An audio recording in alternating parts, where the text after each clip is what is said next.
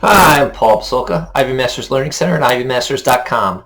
And today we're going to look at Test 1, Section 3, number 12, which reads, a line in the xy plane passes through the origin and has a slope of 1/7. Which of the following points lies on the line? So there's two problems that students typically have here. Number one, as soon as you know an answer choice passes through the origin, then you should know that that point is 0, 0. Write that immediately when you see that the line passes through the origin. The other problem that students have actually has to do with reading. Now, a lot of times students are either good at reading or they're good at math. Reading you do from left to right, and as you do it from left to right, you also go down the page. Math does not always work from left to right, and it does not always work top down. And here we see a bit of a contradiction of that. So my point is, a coordinate is x comma y. Slope is change in y over change in x, or rise over run is another way to say it.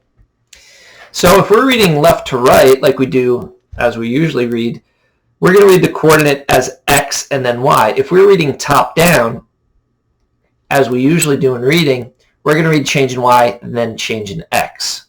So the most common wrong answer here is 1, 7. Students will read 1 and then 7 when they're reading slope, 1 and then 7 when they're reading the coordinate. But it actually does not work that way. If I were to graph a quick coordinate plane and we made it rise 1 and 1, 2, 3, 4, 5, 6, 7 and run 7, I make a dot, draw from the origin, you would see that that point is 7, 1. Now 7, 1 is not an answer choice here, but if we rose another 1 and ran another 7, we would actually wind up at 14, 2, which is the correct answer. Another way you could look at this is the equation of the line is y equals 1/7 is the slope x, plus what's y-intercept? It's 0 because it goes through the origin. So since the equation is y equals 1/7 x, you just take each of the coordinates, plug them right into the equation, and you would see that none of them work. If we plug answer choice B in, for example, 7 does not equal 1/7. But if we plug answer choice D in, 2 does equal 1/7 of 14. None of the other answer choices would work either. Thank you for joining us today.